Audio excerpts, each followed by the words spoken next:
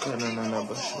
Kanana basha. Kanana basha.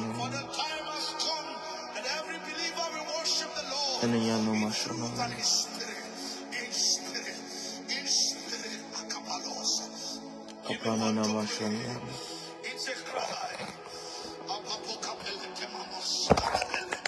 Kanana basha.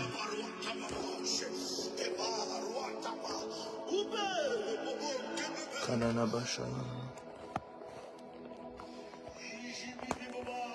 Kanana basha. Kanana basha. Shalom. Shalom, que le Seigneur vous bénisse. Shalom, que le Seigneur vous bénisse. Shalom, que le Seigneur vous bénisse. Ceux qui sont avec moi, si on peut m'écrire shalom. Shalom, shalom, shalom. Shalom. Kanama shaniano sene. Shalom.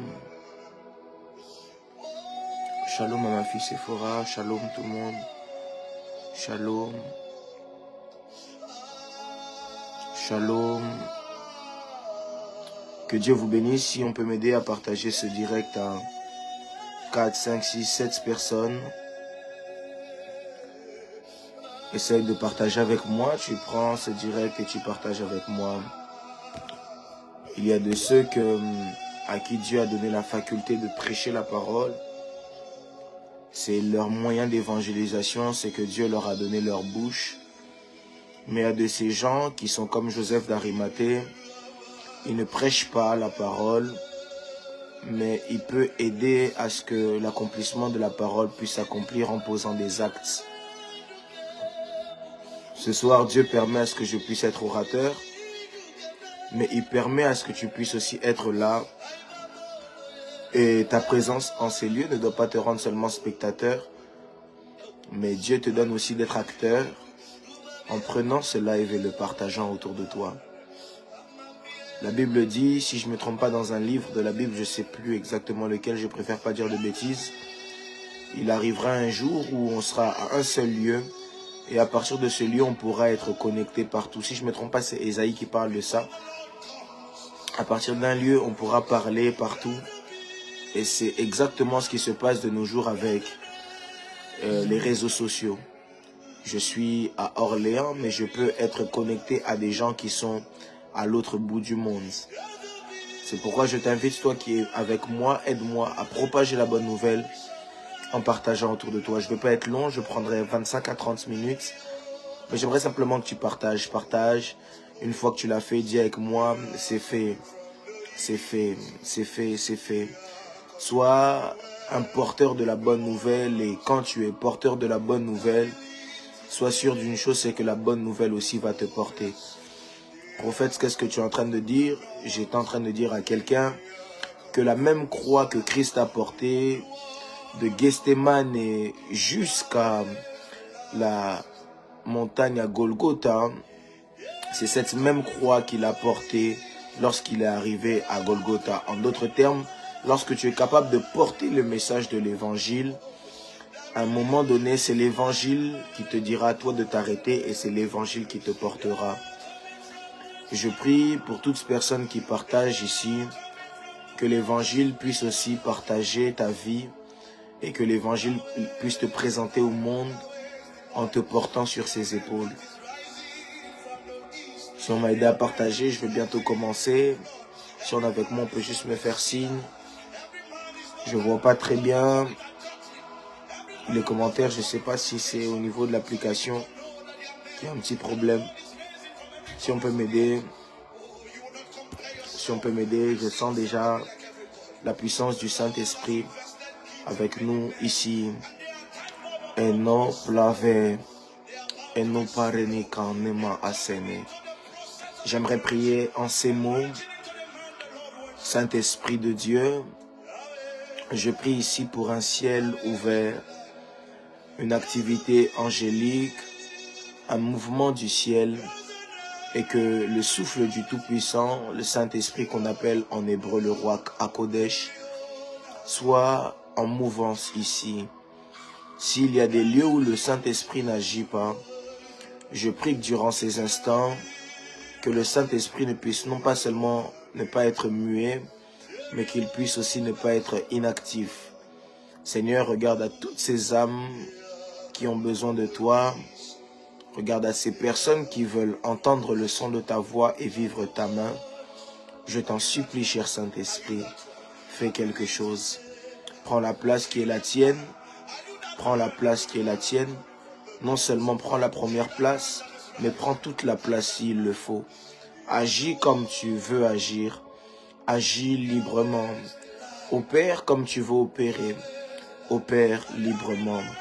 Ainsi j'ai prié dans le précieux nom du Seigneur Jésus-Christ de Nazareth et nous disons Amen.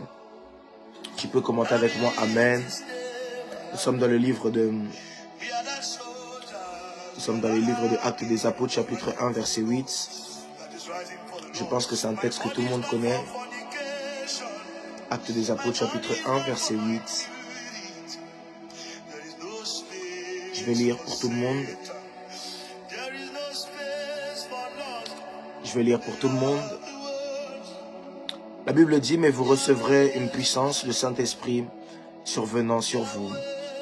Et vous serez mes témoins à Jérusalem, dans toute la Judée, dans la Samarie et jusqu'aux extrémités de la terre.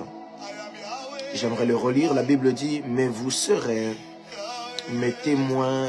Non, pardon, excusez-moi, mais vous recevrez une puissance, le Saint-Esprit survenant sur vous. Et vous serez mes témoins à Jérusalem d'abord, dans la Judée, dans la Samarie et jusqu'aux extrémités de la terre. Je vais le relire encore, j'aimerais qu'on puisse bien prêter attention à chacune des parties de ce texte. La Bible dit, mais vous recevrez une puissance, virgule, le Saint-Esprit survenant sur vous. Et vous serez, à partir de ce moment-là, en d'autres termes, mes témoins à Jérusalem, dans toute la Judée, dans la Samarie et jusqu'aux extrémités de la terre, parole du Seigneur. Alors ici, on parle de la puissance du Saint-Esprit. Lorsqu'on parle de la puissance du Saint-Esprit, il est important de savoir plusieurs choses et de maîtriser le domaine dans lequel on parle. En théologie, lorsqu'on parle du domaine de l'esprit, on utilise notamment une base grecque qu'on appelle pneuma, qui signifie souffle. C'est le même mot que ruach en hébreu, qui signifie également souffle. Comme par exemple lorsqu'on dit, en réalité dans l'homme c'est l'esprit, le souffle du Tout-Puissant. Il est important de savoir que nos Bibles françaises parfois ne mettent pas d'emphase sur certains éléments des réalités bibliques. Je vais donner un exemple. Si vous lisez la Bible française, la Bible dit, au commencement, Dieu créait le ciel et la terre. La terre était informe et vide. Mais lorsque vous lirez par exemple une version tirée de l'hébreu, la Bible, une version comme la version Chouraki, en termes de Bible d'études, vous remarquerez qu'on nous parlera beaucoup plus de au commencement les terres étaient tohu et bohu, et l'esprit, le ruach, le souffle du Tout-Puissant, mouvait sur la surface des eaux. Et lorsqu'on cherche à comprendre en réalité qu'est-ce qu'est l'Esprit de Dieu, vous remarquerez avec moi premièrement une vérité que je dois vous dire. C'est Actes des Apôtres nous dit, vous recevrez une puissance, le Saint-Esprit survenant sur vous. Qu'est-ce que cela signifie? Cela ne signifie pas d'abord que le Saint-Esprit est une puissance, parce que le Saint-Esprit n'est pas une puissance. Aujourd'hui, les gens ont fait du Saint-Esprit simplement une puissance. Or, le Saint-Esprit n'est pas une puissance. La Bible nous parle du Saint-Esprit, j'ai aimé, on l'a écrit ici comme étant le Paraklétos ou encore comme étant l'aide.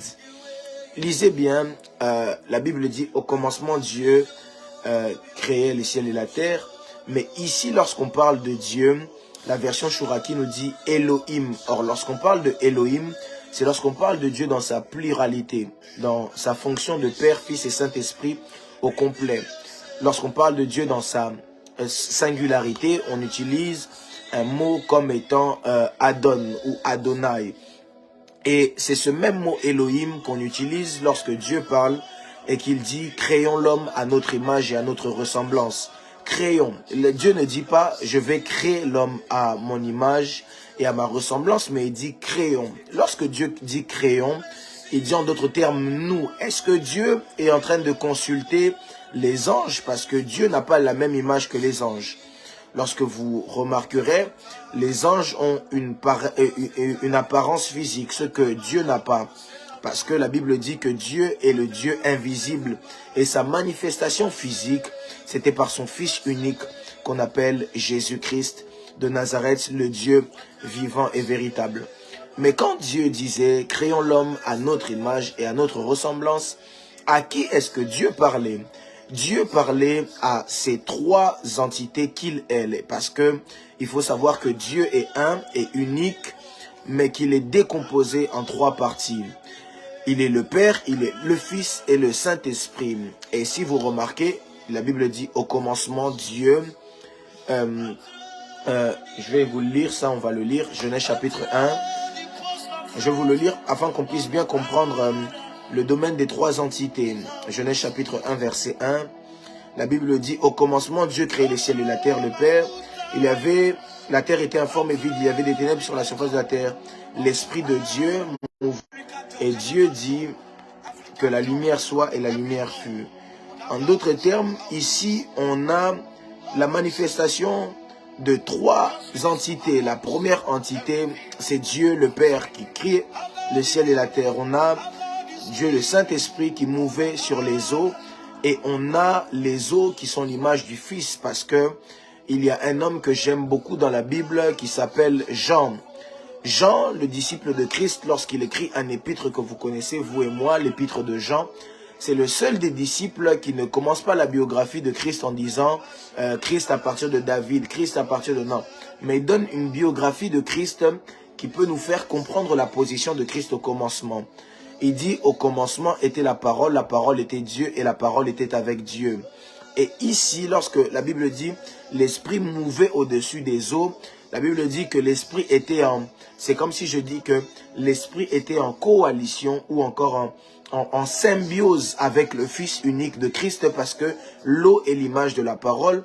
C'est pourquoi est-ce que dans Jean chapitre 4, Christ est en train de parler à cette femme et lui dit « Si tu savais le don de vie qu'il y avait en face de toi, c'est toi qui allais demander de l'eau à boire. » Est-ce que je parle à quelqu'un? Je suis en train de poser les bases.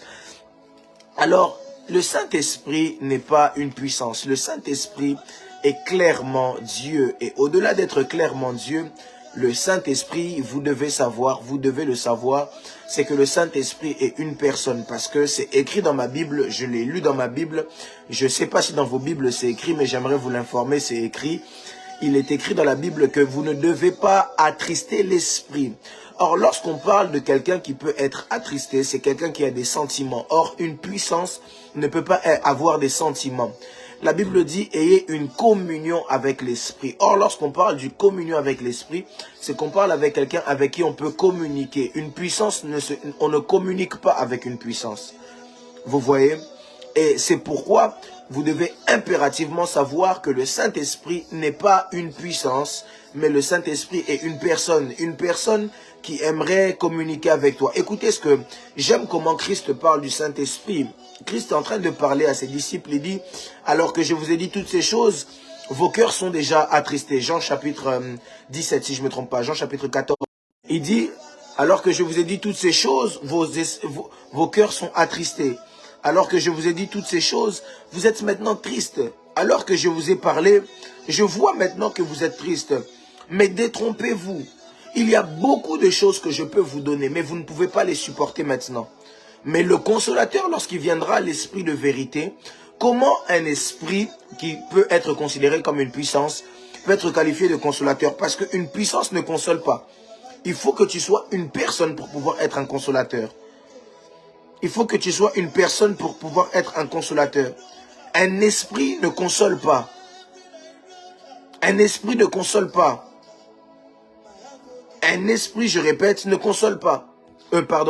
Une puissance ne console pas. Il faut être un esprit qui est une personne pour pouvoir consoler. Et Christ est en train de dire, je ne vous laisserai pas orphelin, mais je vous enverrai le consolateur. Il vous dira toutes ces choses après. Les choses que moi, je ne peux pas vous dire maintenant, lui vous les dira, mais il dira tout ce qu'il a reçu de moi parce que je suis dans le Père et le Père est en moi. Il donne des détails. Écoutez une chose. Comment est-ce que, j'aimerais ouvrir une parenthèse, comment est-ce que Christ peut parler de ne pas laisser les disciples orphelins si Christ lui-même n'est pas le Père? Christ, lorsqu'il dit aux disciples, je ne vous laisserai pas orphelins, indirectement, il dit aux disciples, jusqu'à présent, j'étais le Père avec vous. Mais on ne peut pas parler de laisser orphelin si la personne qui vient après n'a pas cette attitude aussi et ces aptitudes de Père. En d'autres termes, il est en train de dire, le Père est dans les cieux que je vous ai présenté, et je vous ai dit, nul ne va vers le Père sans venir par moi, sans passer par moi, nul ne vient vers le Père.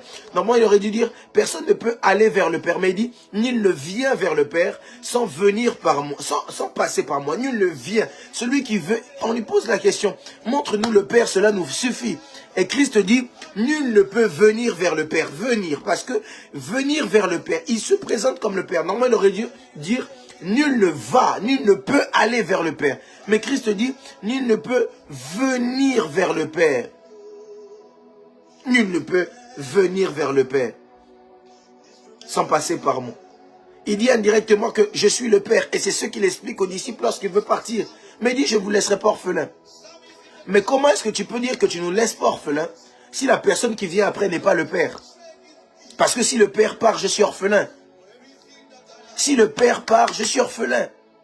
Mais si Christ dit, je ne vous laisse pas orphelin, en d'autres termes, vous devez savoir que le Saint-Esprit aussi est le Père. Aïe, aïe, aïe, aïe, aïe, aïe, aïe. J'aimerais dire à quelqu'un, le Saint-Esprit aussi est le Père. Le Saint-Esprit aussi est le Père. Le Saint-Esprit aussi est le Père. Pourquoi est-ce que souvent les gens pensent que le Saint-Esprit est une puissance? Et j'y arrive maintenant.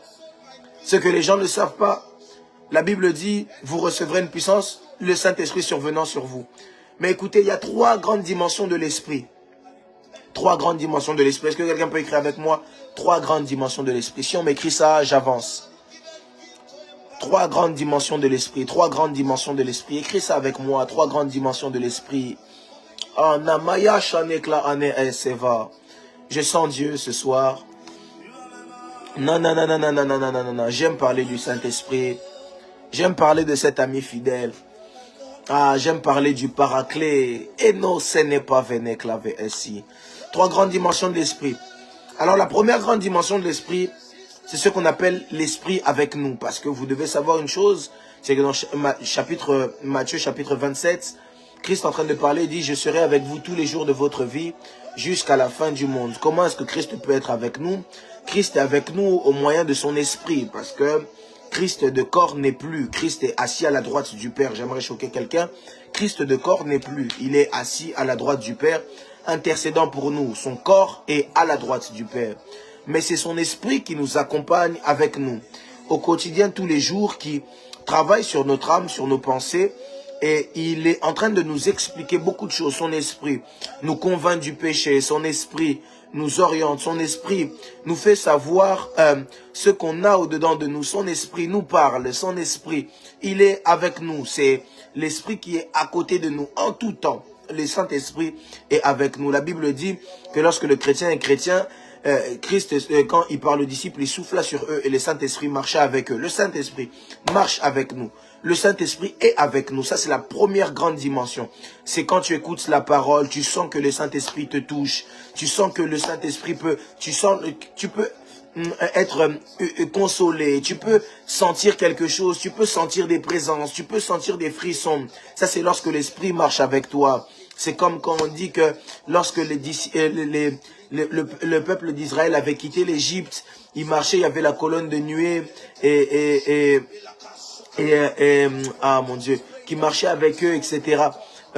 C'était parce que c'était la présence du Saint-Esprit avec eux. C'est comme lorsque Noé, au temps de Noé, il y a le déluge. Noé, un moment pour savoir si le déluge est fini, il prend l'esprit, la colombe et il la relâche. Il relâche la colombe part, elle trouve pas de lieu où poser ses pieds. Elle trouve pas de lieu où poser ses pieds. La colombe revient sans rien. il y a le deuxième, ça c'est la première dispensation, c'est le Saint-Esprit n'avait pas vu de lieu où poser ses pieds. Puis après, elle revient. Et quand elle revient, il relâche encore la colombe. Et la colombe revient avec, comment ça s'appelle? Une plante d'olivier. Ça c'est le symbole de la puissance. C'est le symbole de l'huile, l'onction. Et là, on voit que la colombe trouve un endroit où poser ses pieds et que on peut descendre. Et après, quand on lâche la colombe part définitivement. Ça, c'est lorsque Christ reprendra son esprit afin de pouvoir descendre. Parce qu'une des choses que vous devez savoir, pourquoi est-ce que l'enlèvement n'a toujours pas lieu? Parce qu'il y a parmi tous les signes qui sont passés, il y a un signe qui n'est pas encore arrivé. La Bible dit que dans l'Apocalypse, l'Église commencera à crier à Christ de revenir. Et à ce moment-là, Christ va récupérer son Esprit Saint et il va descendre pour récupérer son épouse qui est l'Église. J'avance dans les détails. Et ça, c'est la première dimension, l'Esprit avec nous. Et puis, il y a une deuxième dimension, c'est l'Esprit en nous. Écris-le avec moi, l'Esprit en nous, l'Esprit en nous, l'Esprit en nous. Et c'est ici que je vais commencer à prêcher à partir de la troisième dimension. Et puis, je vais couler et je finis. J'aimerais juste que les gens comprennent bien ce que je suis en train de dire. L'Esprit en nous, l'Esprit en nous, l'Esprit en nous, l'Esprit en nous. Écris-le avec moi, deuxième dimension, l'Esprit en nous.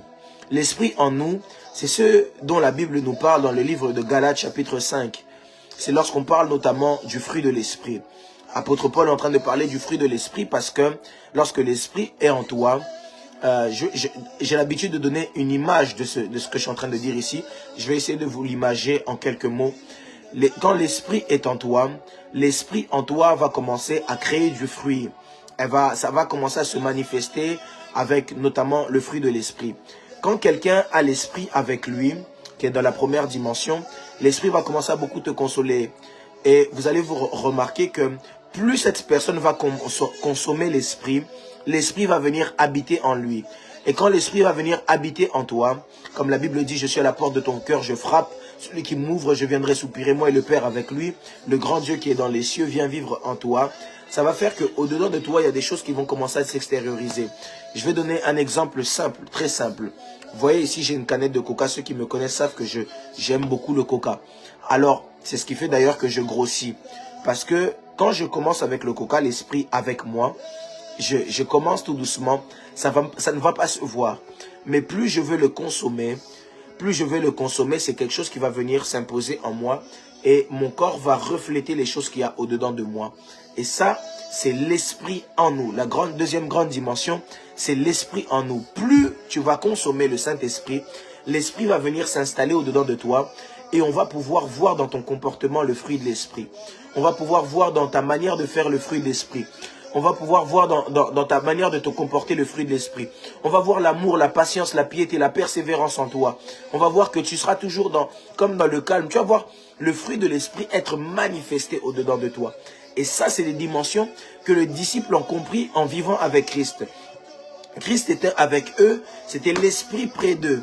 Il a été avec eux comme étant le Saint-Esprit au milieu d'eux, etc. Et au bout d'un moment, le Saint-Esprit qui était au milieu d'eux est entré en eux et a commencé à créer le fruit de l'Esprit en eux. Mais simplement, cela pouvait leur demander, cela pouvait leur faire vivre comme Christ. Ils pouvaient être comme Christ. C'est pourquoi de telle sorte à ce que on pouvait voir, excusez-moi, la Bible dit que quand Pierre a renié Christ, et on n'a pas vu qu'il n'y avait pas sur son visage une tache qui faisait qu'il était comme Christ. Mais la Bible dit, on lui a dit, tu marches comme lui, tu parles comme lui, parce que ce qu'il a consommé est entré en lui et ça a commencé à avoir des répercussions sur sa vie extérieure. C'est ça l'Esprit en nous. L'Esprit en nous, c'est ça. Et puis la troisième dimension, c'est la dimension dont Christ parle dans Actes chapitre 1 verset 8. Il dit jusqu'à présent, vous avez marché avec l'Esprit. Jusqu'à présent, la dimension de l'Esprit est venue en vous. Ça vous a donné le caractère. Ça a forgé l'être humain que vous êtes. Ça a changé votre cœur de pierre en cœur de chair. Mais pour que vous puissiez être mes témoins, il faut que vous puissiez recevoir maintenant la puissance. Et là, c'est une autre dimension, c'est la troisième dimension. C'est la dimension de l'onction. Il dit, vous recevrez une puissance, le Saint-Esprit survenant sur vous. Là, ce n'est plus l'Esprit avec moi.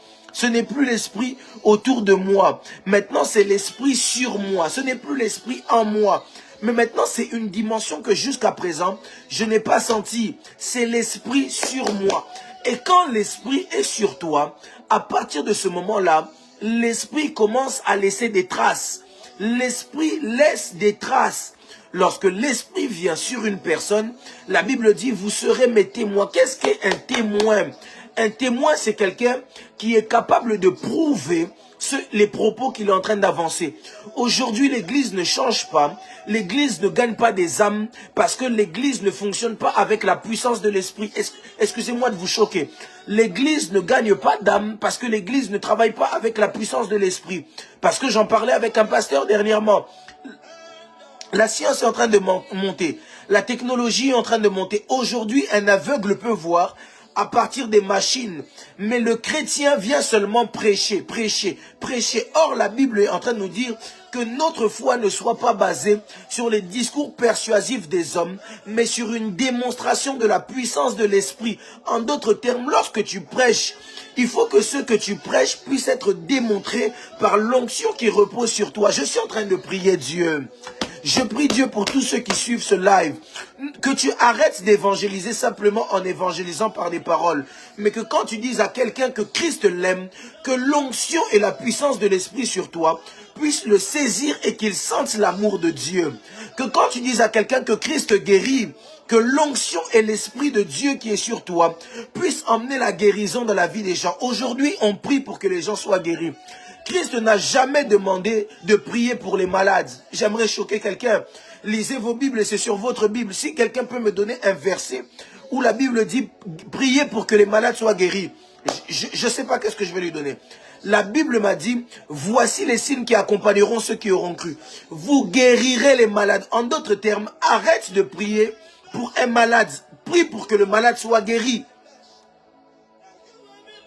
Aujourd'hui, il manque à l'Église la puissance du Saint-Esprit.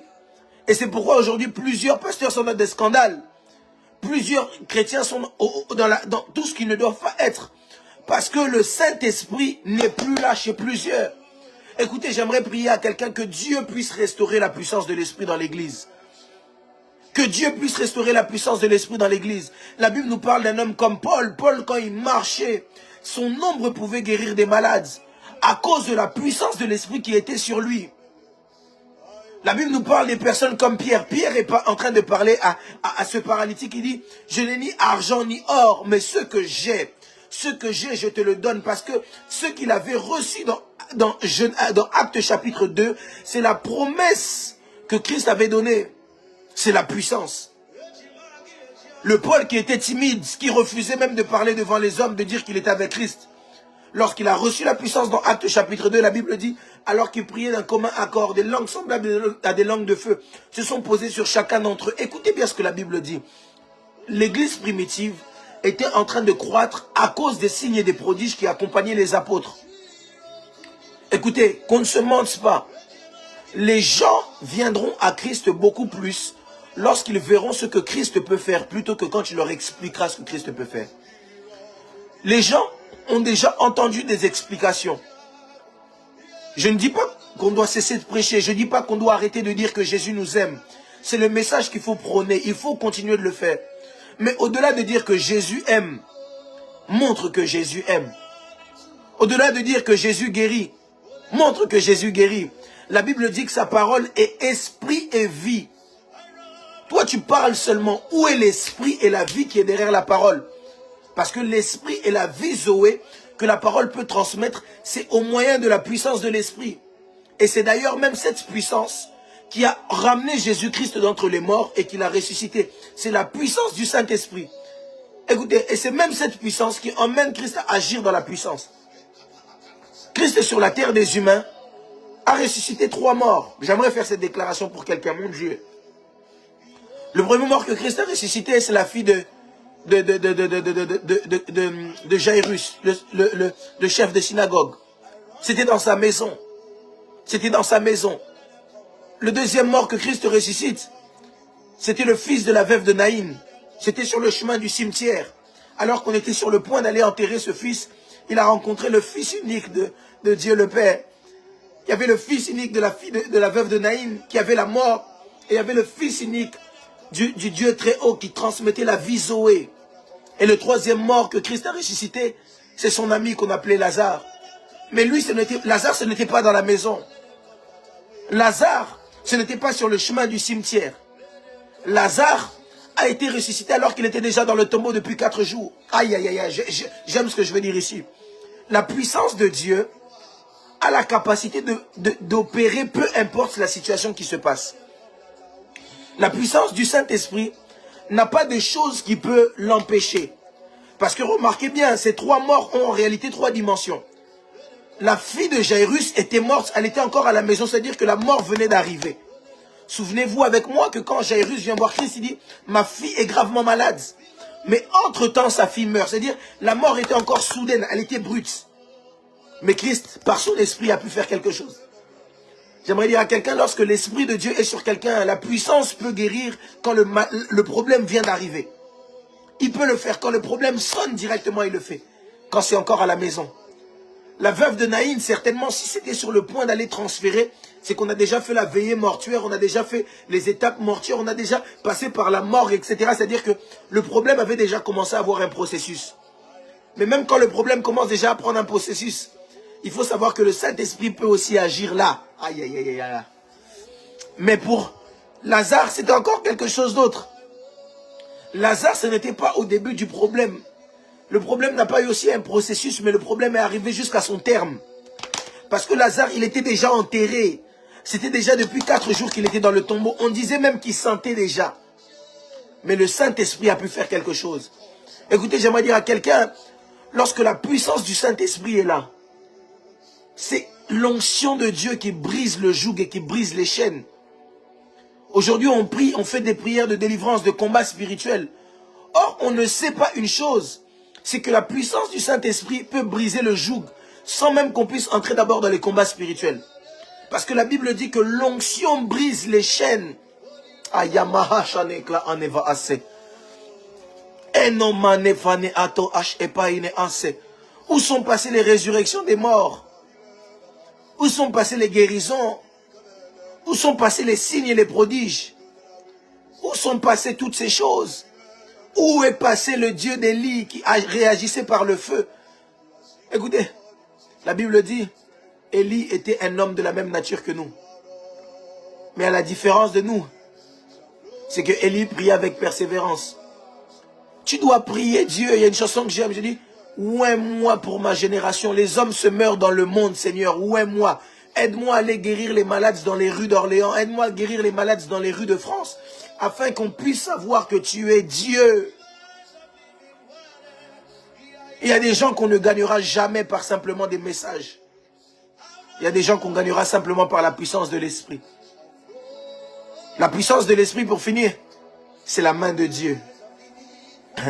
Lorsque le Saint-Esprit marche avec toi, c'est que l'ami Dieu marche avec toi. Lorsque le Saint-Esprit vit en toi, c'est que Dieu commence à te donner son cœur, l'amour de Dieu. Tu commences à voir le caractère de Dieu. C'est pourquoi on dit que Dieu puisse nous briser afin qu'on puisse devenir comme lui. On commence à voir l'image de Dieu. Mais lorsque le Saint-Esprit vient sur toi, là maintenant c'est la main de Dieu. C'est ce qui te permet d'opérer dans les signes et les prodiges. La puissance du Saint-Esprit, c'est la main droite puissante de Dieu avec toi. Je suis en train de dire à quelqu'un, en cette saison, je prie dans le nom de Jésus-Christ de Nazareth, que la main de Dieu puisse se poser sur toi.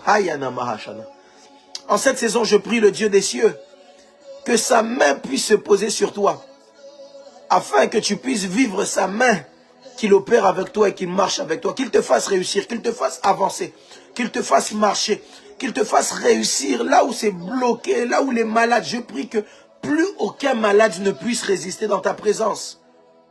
Parce que tu as avec toi le Dieu de toute puissance. Le Dieu tout-puissant. J'aimerais prier pour des personnes ici et finir en ces termes. Saint-Esprit de Dieu, ma prière est qu'une huile fraîche qui descend du ciel puisse couler sur chacun d'entre nous. Afin qu'une différence puisse se faire. Afin que l'onction du Saint-Esprit puisse nous visiter. Seigneur, alors que nous allons commencer la semaine de Pentecôte, je prie à ce que cette semaine, oh Dieu, qui commence dès demain, puisse être une semaine où nous recevons ta puissance et l'Esprit. Seigneur, que ton Esprit puisse déborder. Si David a réussi, c'est parce que la Bible dit que sa coupe débordait. Seigneur, nous ne voulons pas l'onction qu'on a pu donner à Saoul, une onction qui vient d'une fiole faite de la main des hommes. Mais nous voulons l'onction que tu as donnée à David. Une onction qui descend d'une corne qui signifie que le sacrifice a eu lieu pour nous. Que l'huile fraîche puisse descendre sur nous afin que nous soyons témoins. Ainsi j'ai prié dans le précieux nom du Seigneur Jésus-Christ de Nazareth. Je dis Amen. La Bible dit, lorsque la puissance descendra, vous serez mes témoins en Judée, dans toute la Samarie et jusqu'aux extrémités de la terre. Quand la Bible dit jusqu'aux extrémités de la terre, elle dit en d'autres termes que vous serez des témoins même jusqu'à Manchester. Vous serez des témoins même en Belgique, même au Gabon, même en RDC, même aux États-Unis, même à Orléans, même à Paris, même en Afrique du Sud, même en Asie. Vous serez des témoins jusqu'aux extrémités de la terre. C'est-à-dire que là où tu vis, on doit vivre la puissance de Dieu parce que tu es là. Que Dieu vous bénisse.